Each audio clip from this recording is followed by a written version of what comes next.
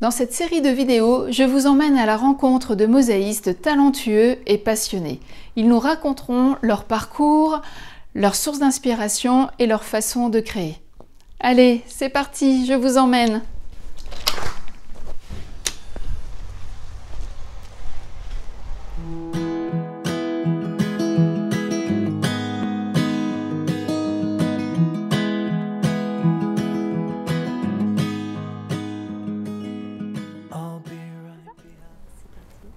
Bonjour Rosa. Bonjour Muriel. Merci de m'accueillir dans ton jardin, dans ton univers avec ces belles mosaïques autour de toi. Et merci du coup pour cette rencontre. Et on va discuter de ton parcours et de ton métier de mosaïste. Ben, je t'en prie. Merci à toi de l'intérêt que tu m'accordes, de la confiance. Et voilà, c'est un plaisir pour moi de parler de ce que j'aime faire, de ma passion. Écoute, avec plaisir, et on va partager donc tout ton parcours avec les passionnés de mosaïque. Est-ce que tu peux nous expliquer comment tu as découvert la mosaïque et comment, par quels moyens la mosaïque est venue à toi? Alors, pendant quelques années, j'ai fait partie d'une association, pas très loin d'ici, à Saint-Jean-de-Bray, qui s'appelle Art Plus. Et c'est une association qui propose toute forme de création. Donc j'ai commencé par la sculpture parce que moi c'était ça qui me portait à ce moment-là. Et cette association propose de temps en temps des petits stages de 2 ou 3 jours qui nous permettent finalement de découvrir quelque chose peut-être à laquelle on n'a jamais pensé. Et il se trouve qu'à un moment donné, on nous a proposé un petit stage de mosaïque contemporaine, donc comment découvrir et utiliser la marteline. Donc je me suis inscrite tout de suite, je savais que ça allait me plaire parce que ça faisait longtemps que la mosaïque m'intéressait, mais je ne savais pas encore à quel point. Et le stage a démarré et voilà. C'est-à-dire que le soir même, j'étais sur mon ordinateur à chercher des outils de seconde main et une semaine après, j'étais équipée. D'accord. Ça a été un véritable coup de foudre. Voilà, c'est ce que j'allais te demander. Donc vraiment un véritable coup de foudre. Et avec la marteline, qu'est-ce que tu as appris à travailler? Donc la pierre, l'esmalte, qu'est-ce que tu as découvert en premier? On peut effectivement, durant ce stage, on nous a montré qu'effectivement on pouvait utiliser l'esmalte. Mais moi, c'était surtout les minéraux qui m'intéressaient. Et au moment où j'ai tenu la marteline pour la première fois dans ma main et où j'ai cassé ma première tesselle de marbre, vraiment j'ai eu comme un éventail qui s'est ouvert devant moi avec toutes les possibilités. J'ai tout de suite imaginé des créations faites avec des petits cailloux ramassés. Je me suis dit, il faut à tout prix que j'essaye pour voir si on peut casser les petits cailloux avec la marteline. Donc une révélation. Ah oui, mais complètement. D'accord. Et donc en fait, tu as fait plutôt de la mosaïque dès le départ avec des matériaux que tu glanais, que tu avais autour de toi, donc au bord de la Loire peut-être? Oui. Alors j'adore me balader et du coup j'ai la sensation à chaque fois de faire d'une pierre deux coups. C'est-à-dire qu'on se balade, on se fait du bien, on est parmi les végétaux, la nature, on va au fil de l'eau. Et en même temps, on revient avec les poches remplies de petits cailloux. Donc ça, c'est assez fabuleux. Avec des créations en tête. Et avec déjà des créations en tête où parfois on s'imagine tout de suite. Quand on trouve une jolie pierre, on s'imagine tout de suite ce qu'on va faire avec. Et d'autres fois, on se dit, oh, je ferai quelque chose de joli, je ne sais pas encore quoi, mais il y aura assurément quelque chose de beau. Exactement, donc c'est des choses que tu vas peut-être garder un certain temps sans avoir, dans un premier temps en tout cas, une création en tête. Et puis un jour, tu vas avoir le déclic avec cette pierre, ce caillou. Et là, la création va surgir. C'est ça. C'est-à-dire qu'il y en a certaines qui restent effectivement dans mon sous-sol, rangées dans des petites boîtes ou des petits bocaux pendant un certain temps. Et puis, il y en a d'autres que j'utilise tout de suite parce qu'elles sont tellement merveilleuses et j'ai tellement envie tout de suite de pouvoir les placer quelque part que, voilà, dans les jours qui suivent, elles sont déjà placées, en particulier dans les bijoux pour jardin. Et donc de cette découverte-là, tu as mis à peu près combien de temps avant de te dire voilà, c'est tellement ce que j'aime faire que je vais en faire un métier et que d'une passion, ça devient un métier. Voilà, combien de temps ça a mûri pour toi? Alors, j'ai découvert la mosaïque contemporaine en 2012, donc ça fait pile 10 ans. D'accord. 10 ans, et très très vite, j'ai su que j'allais plus pouvoir arrêter. C'est vraiment au moment de la découverte, de toute façon, dans les jours qui ont suivi, ça s'est confirmé. Je me suis dit, là je tiens quelque chose qui va me permettre de créer sans jamais m'ennuyer.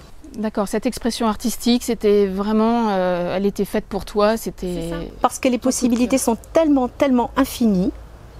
Il y a la possibilité infinie des supports, la possibilité infinie des matériaux utilisés, la façon dont on va les juxtaposer.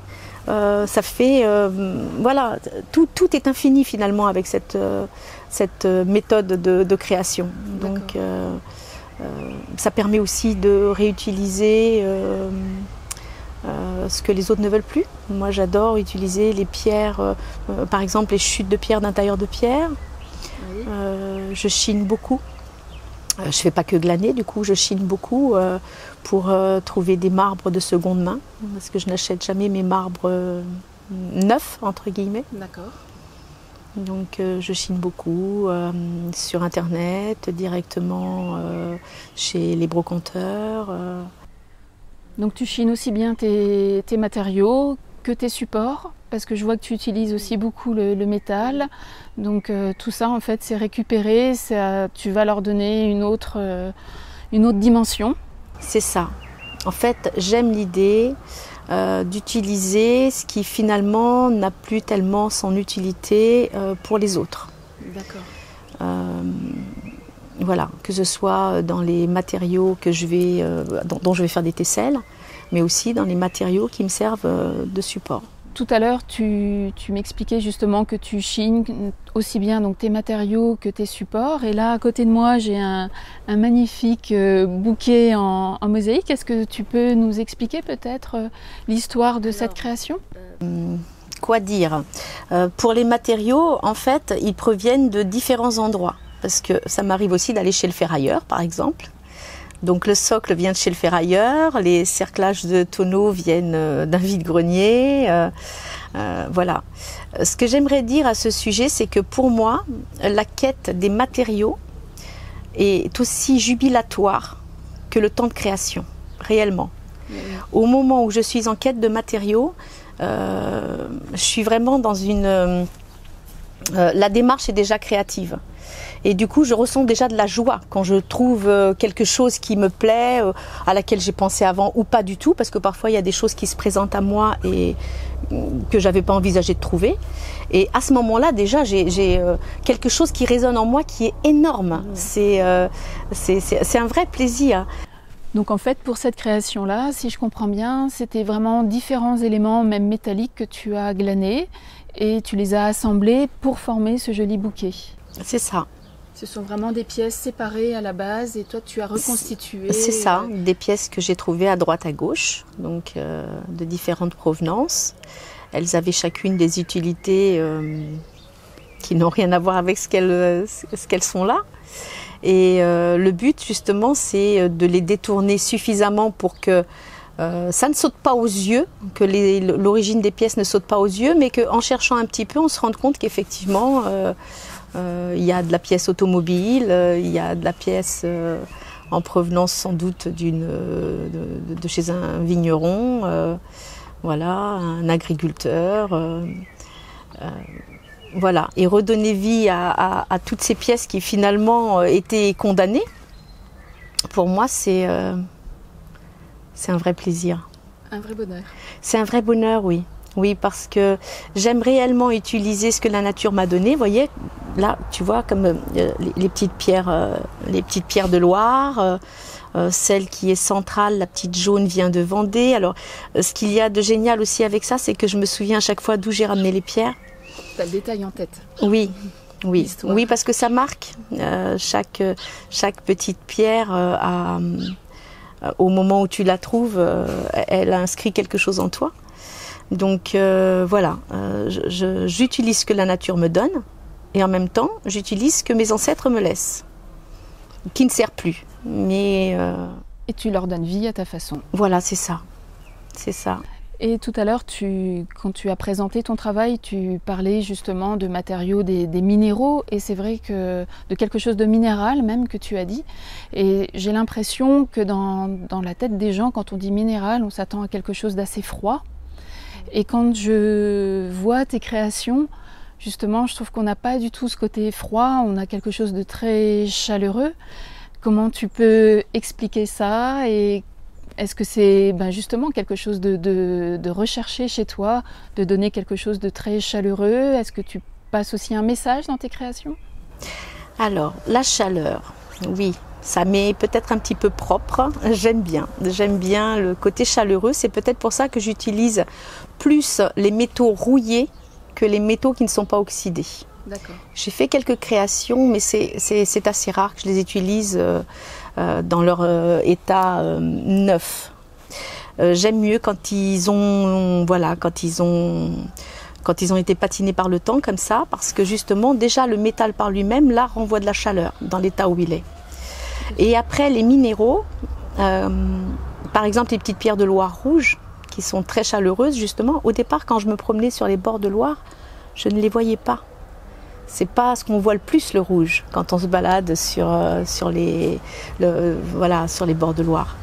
Et quand on applique son œil à les trouver, après on en voit plein partout. C'est une forme de gymnastique et c'est vrai que c'est une vraie quête parce que c'est chaleureux. C'est important pour moi de transmettre. Il y a une forme de douceur, hein, même si c'est pas ce que je cherche forcément à transmettre, mais il y a une forme de douceur par la couleur comme ça à transmettre dans les tons rougeâtres, jaunes, toutes ces couleurs comme ça qui sont chaudes et qu'on trouve dans la nature pour ceux qui s'appliquent à les regarder, parce que je suis sûre que la plupart des gens qui se promènent ne les voient pas. Pas nécessairement, effectivement. Oui. On va se dire il y a des cailloux, et puis c'est tout. On ne va pas s'attarder ni à regarder ni la couleur, ni la forme, ni ce qu'ils peuvent évoquer en soi. Quand je trouve certaines petites pierres, je pourrais t'en montrer tout à l'heure, par exemple, avec certaines formes, je me dis c'est incroyable ce que la nature est capable de faire quand on tombe sur un fossile, par exemple. C'est merveilleux. Et sur les bords de Loire, on trouve des fossiles. Alors, c'est pas ce que je trouve le plus. Mais il y en a. Et après, tu vas savoir les mettre en valeur et en avant dans une de tes créations. En tout cas, je vais essayer. Je vais faire de mon mieux. Je vais m'appliquer. Je vois derrière toi, tu as aussi 2 autres créations. Je crois que c'est ce que tu appelles des bijoux de jardin. C'est ça. Donc comme quoi ils sont mis en valeur en fait, toutes les pierres que tu as trouvées sont mises en valeur dans un beau bijou. C'est ça. Alors dans les bijoux pour jardin, il m'arrive de n'utiliser que des pierres ramassées et recyclées, mais j'utilise aussi, tu vois par exemple comme ici, des pierres que j'achète dans les salons de minéraux ou dans des boutiques spécialisées. Ça, c'est mon petit plaisir, voilà, d'utiliser des minéraux que je n'ai pas la chance de trouver par terre dans mon environnement. Voilà, il faudrait sans doute que j'aille très loin pour les trouver. Donc, comme ce n'est pas à ma portée, je vais les acheter. Donc, ça peut être des géodes d'agate, des cornalines, des améthystes, il y en a un petit peu plus loin. Des apatites, toutes sortes de pierres qui sont colorées, qui m'apportent souvent des couleurs que je trouve pas ou une brillance que je trouve pas dans les minéraux que j'ai à m'apporter. Et puis c'est ce petit côté aussi de se dire qu'elles sont plus rares, qu'elles sont peut-être un petit peu plus recherchées. Donc l'idée d'utiliser ces pierres-là dans ce que j'appelle les bijoux de jardin ou des bijoux aussi pour intérieur maintenant, parce que beaucoup de personnes viennent en chercher chez moi ou sur mes salons pour les mettre dans leurs intérieurs. Donc voilà, utiliser ces pierres qui sont donc un petit peu plus rares, pour moi c'est un vrai plaisir aussi. Très bien. Et justement, de quelle façon tu fais connaître ton travail? Donc tu parlais à l'instant de salons, donc tu fais des salons principalement dans la région d'Orléans ou tu vas un peu au-delà d'Orléans? Alors, il m'arrive de faire des expositions au-delà d'Orléans, entre autres des expositions avec d'autres mosaïstes. Et j'adore ça parce que ça fait de très belles rencontres. D'accord, donc ce sont plutôt des projets collectifs, donc créer une mosaïque à plusieurs ou alors plutôt une expo à plusieurs? Alors, l'exposition à plusieurs. D'accord. C'est peut-être l'un de mes petits défauts. J'ai du mal à créer avec les autres. Je suis d'une très grande exigence envers moi. Et en l'étant envers moi, je le suis d'office envers les autres aussi. Donc je crée moi toute seule. Par contre après, j'ai plaisir à partager du temps en exposition avec d'autres, à regarder ce que font les autres, parce que je suis très admirative, en particulier des choses que moi je ne saurais faire.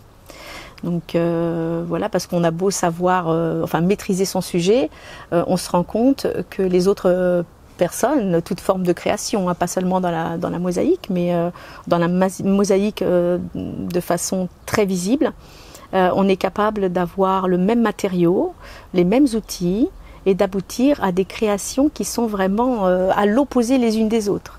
Et ça, c'est assez magique.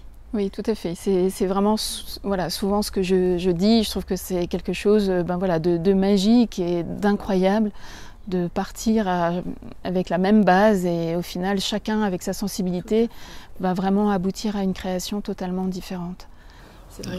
Oui, c'est principalement ce que j'aime justement dans les expositions collectives qu'on peut faire un peu partout en France. Et puis tu parlais de salons, après oui je fais des salons, des petits salons et puis des salons plus importants comme le salon régional des métiers d'art dans l'Orléanais, qui est un très très beau salon. Et vraiment c'est un plaisir d'y aller parce que c'est une très très belle vitrine, c'est chaleureux, c'est agréable, il y a beaucoup de visiteurs. Donc là tu es en train de nous dire qu'on pourra aller admirer ton travail sur ce salon cette année? Oui. Parfait, oui, super. Oui, avec plaisir. Tout ça dans la description pour ceux qui veulent poursuivre la visite de tes créations. Et... Très bien. Je reviens encore sur les expos et les expos collectives. Est-ce que je crois que tu participes aussi à des expos où il y a un thème donné, comme un petit challenge? Est-ce que ça, c'est quelque chose que tu aimes justement ou c'est un peu trop, ça te fait un peu trop sortir de ta zone de confort? Alors j'adore sortir de ma zone de confort, vraiment j'adore ça. Chez moi, le stress apporte réellement quelque chose. D'ailleurs, je suis quelqu'un qui travaille beaucoup dans l'urgence. Ça peut nuire aussi. Il y a des moments où on se sent un petit peu... voilà, c'est pas toujours évident à gérer. Un peu en panique. C'est ça, voilà. Mais c'est un vrai plaisir aussi parce que là, on a l'impression à chaque fois de se dépasser. Et voilà, j'essaye d'apprendre à faire autrement, je ne sais pas faire autrement. Donc je pense que c'est mon mode de fonctionnement. Donc qu'on m'impose, voilà, comme dans des expositions comme ça, quand on m'impose un thème ou un matériau, aussi difficile soit-il, aussi capricieux soit-il à utiliser, et voilà, pour moi c'est jubilatoire. Tu aurais un exemple justement à nous donner d'une expo où il y a eu un thème et c'était un vrai challenge pour toi? L'exposition par excellence, c'est la mosaïque en or à Hasbrook, donc dans une ville où vraiment, voilà, cette exposition elle est magnifique parce que c'est la rencontre de beaucoup de monde. C'est assez fabuleux. Il y a une belle... tout y est bien en fait, c'est très chaleureux. La démarche est bonne parce que justement on incite les créateurs à se dépasser en imposant entre guillemets un matériau, puisque tous les 2 ans c'est une biennale et tous les 2 ans on a un matériau différent. Sur la dernière exposition donc, qui a eu lieu fin 2021 jusqu'en début 2022, j'ai créé un petit peu en dernière minute encore. J'ai fait une suspension. Donc là, non seulement j'avais le matériau qui était imposé, mais je me suis infligé moi-même une autre comment dire, une autre épreuve, puisque voilà, j'avais pas encore créé réellement de suspension. Voilà, je maîtrise le volume, mais c'est toujours du volume à poser. Et là, je me suis dit, tiens, faudrait que je parte sur quelque chose de léger. Et qu'est-ce qui est plus léger que ce qu'on peut justement accrocher, voilà. Donc voilà, j'avais besoin à ce moment-là, parce que je traversais une épreuve très difficile, j'avais besoin de lumière, de transparence, de compréhension sur des tas de choses. Et j'ai créé une suspension en résine complètement transparente, dans laquelle j'ai intégré les tesselles. C'est-à-dire qu'au lieu de juxtaposer des tesselles les unes aux autres sur un support à poser ou sur un tableau, j'ai essayé de relever le défi, de mettre des tesselles, mais que tout semble léger en fait. Il faut savoir se dépasser soi-même. Rester dans le confort, rester dans ce qu'on connaît bien, finalement on n'apprend pas grand-chose. Une fois qu'on a fait le tour, c'est essentiel selon moi d'aller au-delà de ça. Oui, voilà, parce que tout à l'heure tu disais donc tu as commencé à en faire ton métier donc en 2012, ça fait 10 ans. Donc en fait, c'est vrai que le fait d'avoir des challenges et de se remettre un peu en question et de changer des fois un peu de façon de travailler ou d'univers, ça permet de ne pas se lasser et de garder toujours la passion et l'inspiration. C'est ça. C'est-à-dire que c'est important pour soi de garder la passion. Pour garder la passion, je pense qu'il faut réellement se renouveler. C'est comme dans tout dans la vie, hein. On a besoin en permanence de remettre les choses un petit peu en question, de se bousculer pour avancer. Et puis c'est aussi le meilleur moyen d'offrir aux autres quelque chose d'agréable à regarder. Je veux dire, si on propose tout le temps la même chose, je ne vois pas comment au bout d'un moment les personnes n'auront plus le même regard. Ils vont se détourner de ce qu'on fait. L'intérêt ne sera plus le même. Donc c'est important pour soi et c'est important pour les autres, parce que quand on expose, on s'expose aussi. On se met en danger quelque part. On s'attend, ou en tout cas on reçoit des critiques, qu'elles soient négatives ou positives. Il faut les accepter. Parfois même les critiques positives peuvent déstabiliser. Moi, ça m'est arrivé. D'accord, tu t'attendais pas à certains compliments et ça au départ, c'était compliqué pour moi de recevoir certaines critiques positives quand c'est trop, qu'on n'a pas l'habitude. Ça fait comme un surplein en fait de bonheur et on ne sait pas comment le gérer quand on n'a pas l'habitude. Pour parler, alors du coup tout à l'heure tu disais que tu aimais bien travailler dans l'urgence, que t'étais, voilà, ce côté un peu palpitant te plaisait. Et des fois, les artistes vont être plus du matin ou plus de la nuit. Est-ce que tu peux un peu nous expliquer justement dans quel univers, dans quelle ambiance tu aimes travailler?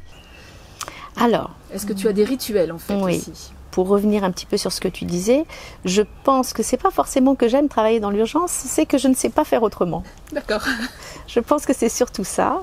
Et sinon après, pour ce qui est du moment propice, c'est plutôt, oui, la soirée, la nuit. Alors je me suis un peu calmée sur les nuits parce que à un moment j'étais tellement à manger, à grignoter sur mes nuits pour créer, que ça m'a un peu nui d'un point de vue physique. J'ai quand même été un peu malade, rien de très grave, hein, mais la fatigue. Voilà, c'est ça, un petit peu de surmenage, et après tu te raisonnes.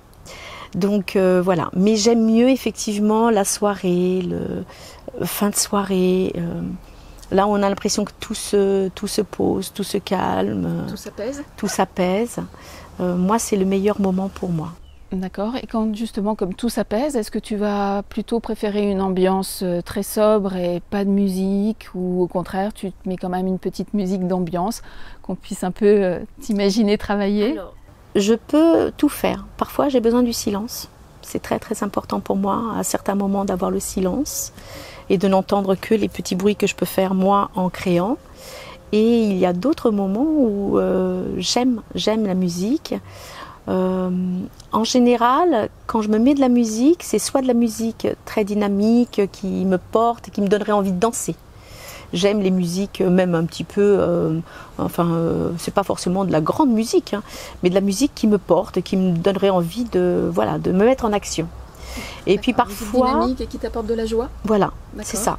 Et j'ai parfois besoin de ça. Et puis parfois, au contraire, je me mets des musiques un peu plus mélancoliques, parce que je nourris quelque chose aussi avec ça.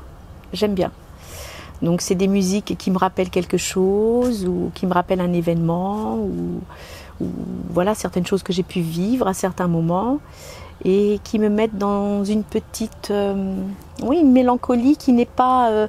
Il y a des personnes qui ont peur de la mélancolie. Moi, ça ne me fait pas peur parce que ça ne me fait pas sombrer. Au contraire, je reste comme ça. Je suis dans un élément que j'aime bien, qui en général ne dure pas très longtemps, mais au moment où je le traverse, j'aime bien le nourrir. Certains artistes, pour travailler ou pour créer, ils ont besoin de faire vraiment des croquis. Ils savent précisément où le travail va les emmener. Toi, est-ce que tu as besoin de tout savoir à l'avance, ou au contraire, est-ce que tu laisses ton inspiration et ton humeur faire le travail, j'allais dire? Alors, moi c'est un peu particulier, je ne fais pas de croquis. Par contre, le croquis, il existe dans ma tête. C'est-à-dire qu'avant de démarrer une création, c'est important pour moi de savoir où je vais. Donc je résous tous les problèmes techniques, quels qu'ils soient, du plus gros au plus petit.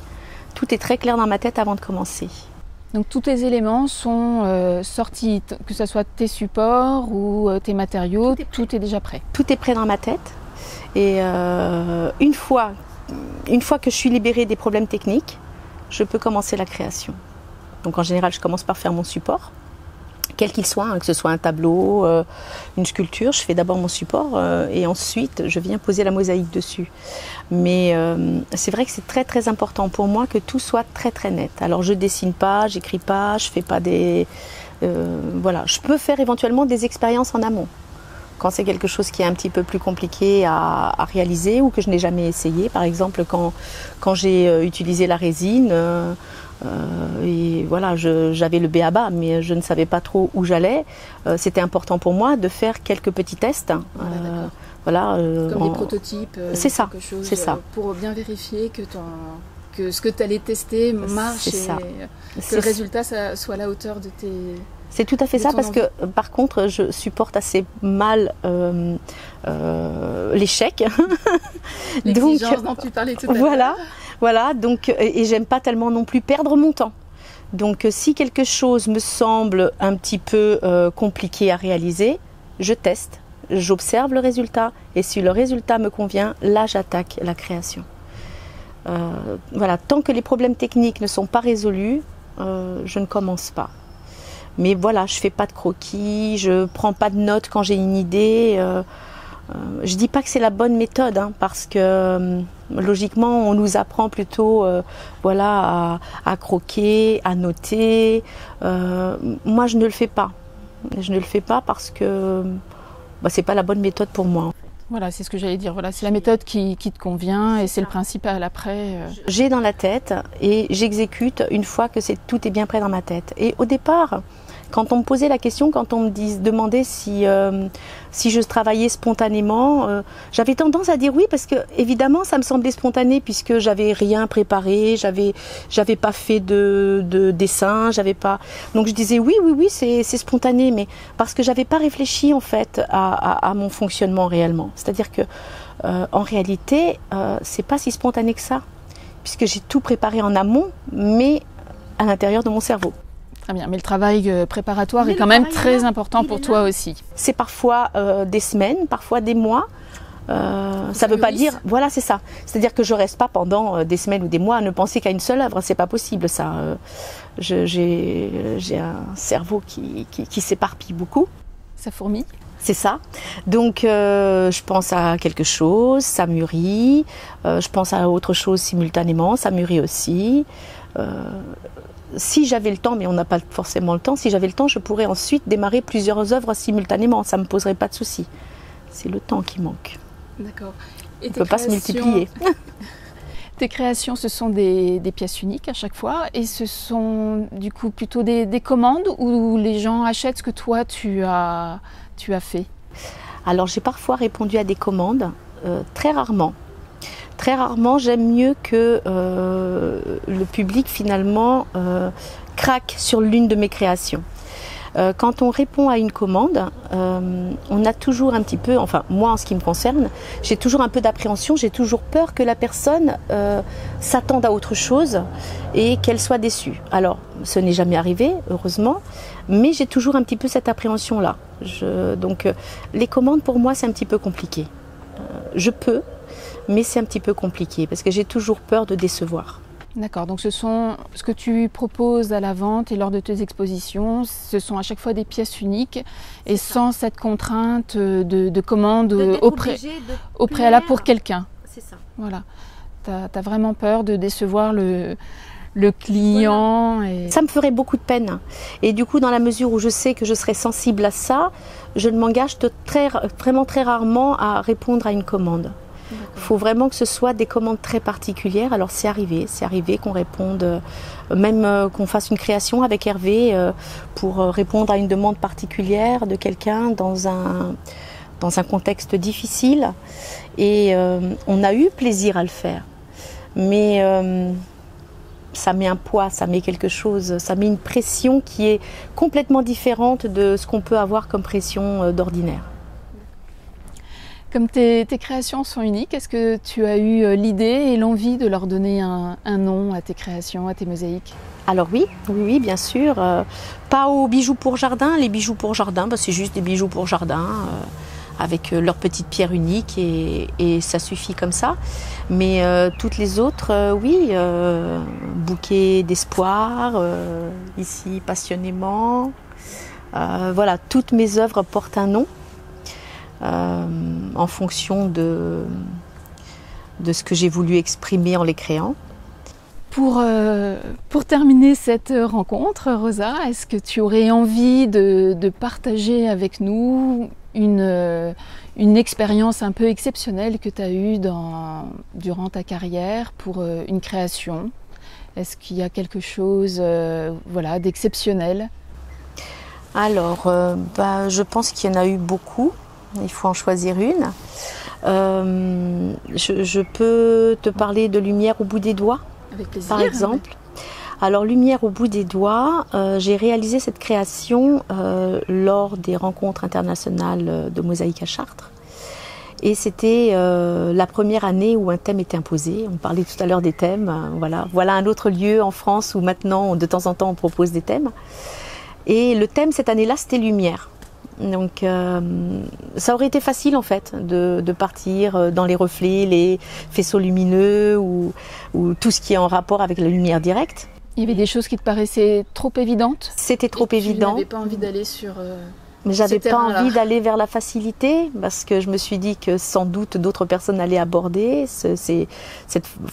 allaient aborder le sujet de cette façon-là. Et j'ai commencé à m'interroger sur ce que je pouvais faire sur le thème de la lumière. Et j'ai commencé à m'interroger sur la manière dont les personnes malvoyantes ou non-voyantes pouvaient l'apercevoir, la lumière, puisqu'elles étaient dépourvues du sens de la vue. Et je me suis interrogée, je me suis demandé qu'est-ce que je pouvais faire pour traiter le sujet de la lumière de cette façon-là sur un tableau ou une sculpture. Donc j'ai choisi le tableau et j'ai choisi d'intégrer le braille à mon tableau. D'accord, et de quelle façon? Alors ça a été vraiment une expérience incroyable. Je me suis rendu compte que c'était très difficile de trouver du braille sur le marché de la lecture. J'ai fait toutes les grandes librairies, il n'y avait pas moyen. Donc j'ai fini par commander un livre sur internet dans une association qui les crée au fur et à mesure. Donc j'ai commandé ce livre en sachant que j'allais le découper et j'ai fabriqué des petits tessons en bois sur lesquels ensuite j'ai appliqué mon braille en faisant bien attention de cocher la partie du bas pour retrouver, être sûr de bien le mettre dans le bon sens parce que la première fois que j'ai découpé un morceau, je me suis rendu compte que quand on n'est pas, si on n'est pas un public averti, c'est impossible de savoir dans quel sens ça se lit après. Donc j'ai bien fait attention à ça, parce que c'est important pour moi qu'une personne malvoyante puisse effectivement se rendre compte que c'était dans le bon sens et qu'elle pouvait lire ce qu'il y avait dessus. Donc j'ai créé cette œuvre donc en intégrant le braille, en faisant un camailleux de blanc, que du blanc, allant du blanc froid au blanc chaud. Le choix de la couleur n'était pas non plus anodin, puisque voilà, on sait que toutes les couleurs en lumière, toutes les couleurs mêlées donnent la lumière blanche, justement. Le soleil, en réalité, n'envoie pas de la lumière blanche, il envoie de la lumière de toutes les couleurs, c'est nous, c'est notre œil à nous qui l'aperçoit blanche. Donc voilà, c'était important pour moi de jouer sur ce camailleux de blanc. Et alors, ce qui est arrivé de fabuleux avec cette création, parce que j'ai parfois vu des personnes pleurer devant, ou s'émouvoir vraiment, voilà, à rester, à avoir envie de toucher. Ça, c'est la joie que ça nous apporte, hein, quand un tableau ou n'importe quelle autre création éveille ce genre d'émotion. C'est juste pour ça, voilà, on se dit que ça valait le coup de l'avoir fait. De voir les émotions se bousculer chez d'autres personnes que nous-mêmes. Et des personnes voyantes. Et des personnes voyantes, voilà. Des personnes voyantes et un monsieur aussi à Chartres qui l'observait, qui est venu l'observer de très près, j'avais pas compris. Et il avait toute sa famille avec lui.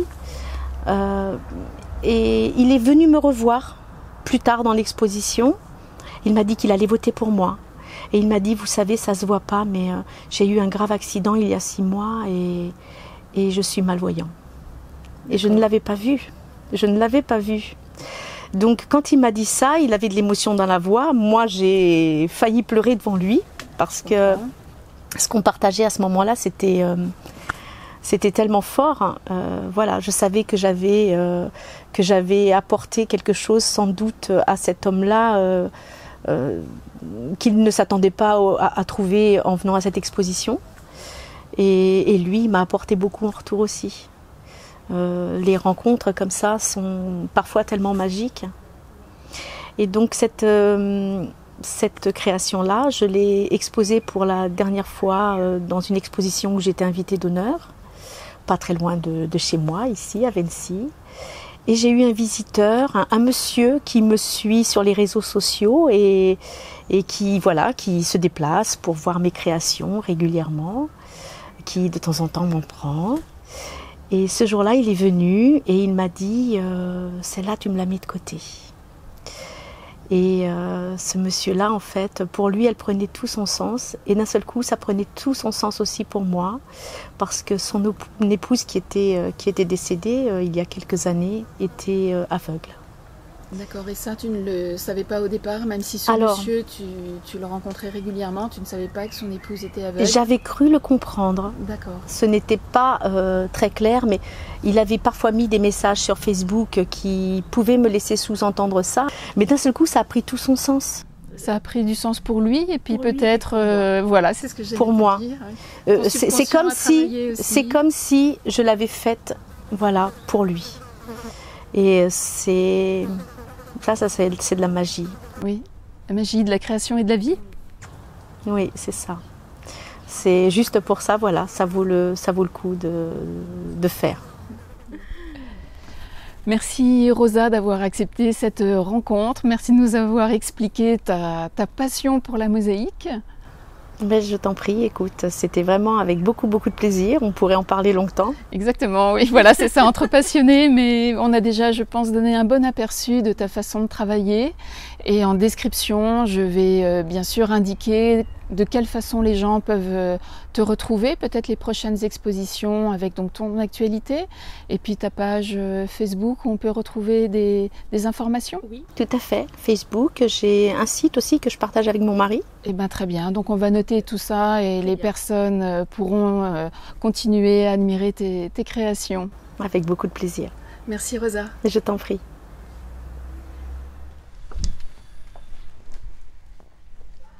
J'espère que vous avez aimé cette rencontre. Cliquez sur le pouce en l'air, ça fait toujours plaisir. Et n'oubliez pas de vous abonner à ma chaîne en cliquant sur la cloche. À très vite pour une nouvelle rencontre.